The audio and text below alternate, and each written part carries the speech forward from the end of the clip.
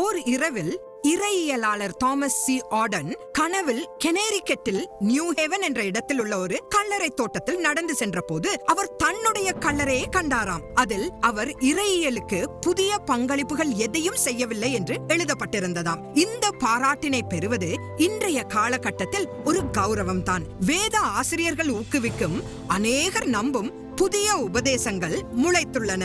வேதாகமத்தில் அற்புதமான விஷயங்களை பார்க்கிறேன். அவற்றில் சிலவற்றை நீங்களும் சிலவற்றை நானும் வைத்தோம் என்று ஒருவர் எழுதியதில் ஆச்சரியமில்லை. மிகையான கிருபை, ஒருமுறை ரட்சிக்கப்பட்டவர் எப்போதும் ரட்சிக்கப்பட்டவரே, அழியாமை உபதேசம், இயேசு மட்டுமே போன்ற உபதேசங்களை யார் அறிமுகப்படுத்தினார்கள் என்பது எனக்கு தெரியாது.